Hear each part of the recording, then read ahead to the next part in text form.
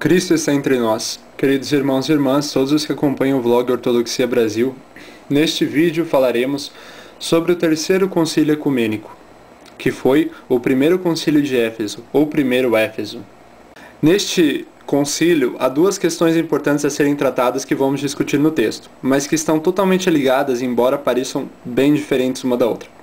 A discussão de uma rivalidade entre os patriarcados, entre três dos 5 grandes patriarcados ou sedes da igreja, e também discussões doutrinais, que tinham muito a ver com a relação entre esses patriarcados e a compreensão de palavras e termos.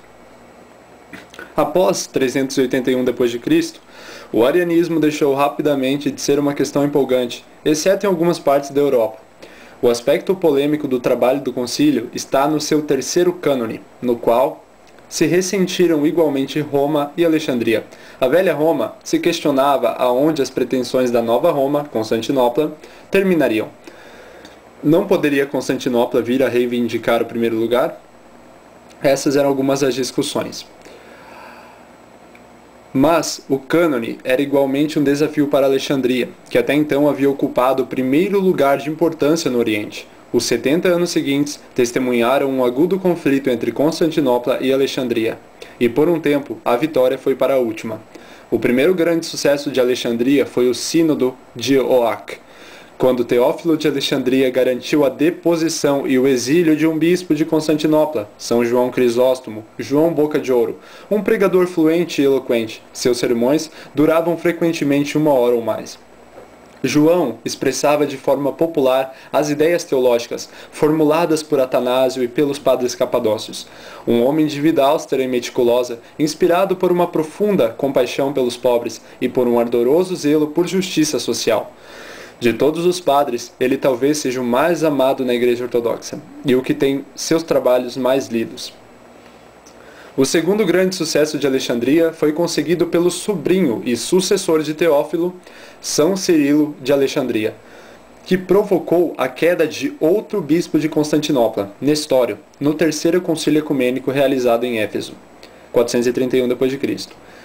Mas, em Éfeso, havia mais em jogo do que a rivalidade de dois patriarcados. Assuntos doutrinais, adormecidos desde 381, despertaram de novo, centralizados agora não mais na Trindade ou nas 3 pessoas divinas, mas na pessoa de Cristo.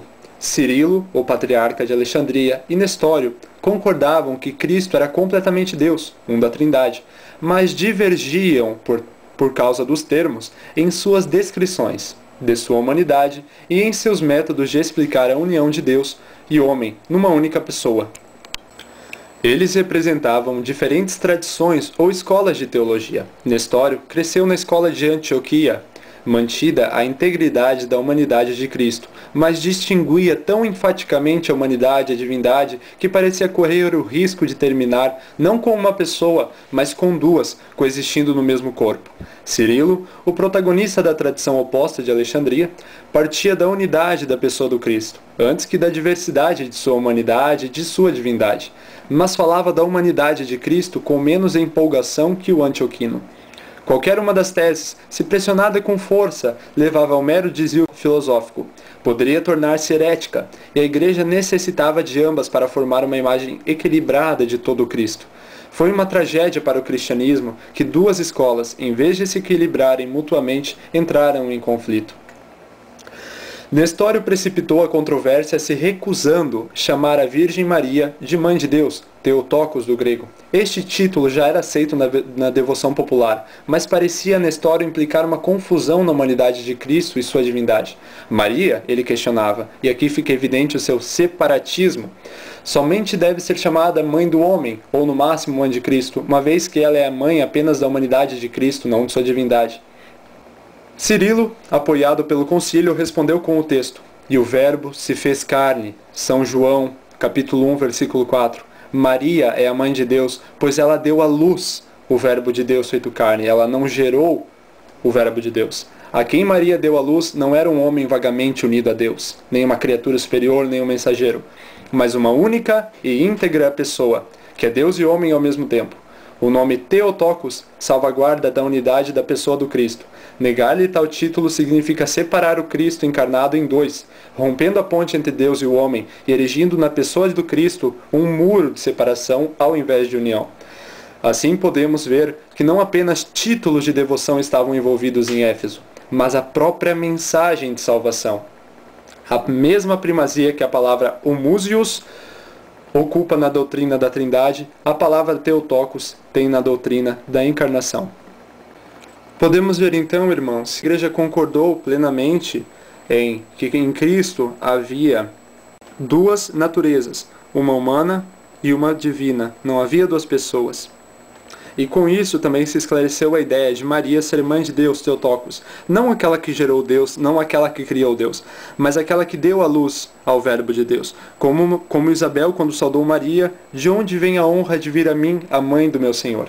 Os próximos concílios irão tratar justamente desse tema, até o sexto, sobre a pessoa de Cristo. A questão da Trindade já havia sido esclarecida e já era muito bem compreendida sobre a Igreja aquilo que sempre foi ensinado desde os apóstolos, mas agora podia ser entendido de forma mais clara pelos termos. Porém, até o sexto concílio se envolveu muitas questões sobre a pessoa de Cristo, sobre a sua divindade, sobre sua humanidade, mas que com sabedoria foram vencidas pela Igreja e resolvidas. Cristo está entre nós.